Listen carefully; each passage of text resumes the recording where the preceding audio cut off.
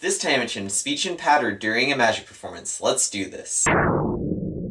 Alright, so most people while performing magic want to talk, obviously. I mean, there's some people who don't because it's a performance to be sort of mime-ish, if that makes sense. But then most people obviously want to have good pattern, you want to have good speech and stuff like that. So here's kind of some pointers of how to improve your speech and stuff like that while performing magic.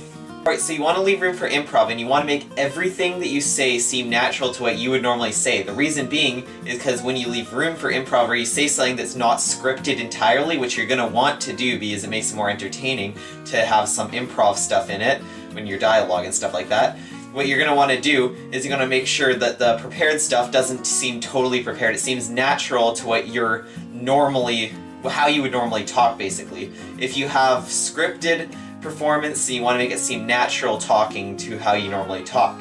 So if you don't want to have like fancy terms or stuff like that, if you're not going to use those fancy terms during the rest of your performance. For example, let's say I had an introduction to a trick and I used like a whole bunch of really fancy vocabulary that a lot of people normally want to use in their everyday life, and then all of a sudden once I go into my actual trick, all that cuts out and I sound like an average, normal person who doesn't use fancy vocabulary. That doesn't sound very good with a crossover. So something they said in 13 Steps to Mentalism that I found very interesting is basically when you're performing a trick or something like that, there's nothing worse than starting with an accent and not having that accent later in the performance. So the next thing is you want to leave out sentences that sound kind of like the stereotypical magician, you know what I mean? Like pick a card and stuff like that. Replace them with something that sounds a little bit more interesting or a little bit more natural, not like super cheesy stereotypical, unless you want to sound like that cheesy magician who is following stereotypes. But if you don't want to do that, then obviously what you're going to want to do, instead of saying something like pick a card, you're going to say just pull any card you want out, or something a little bit different along the lines of that.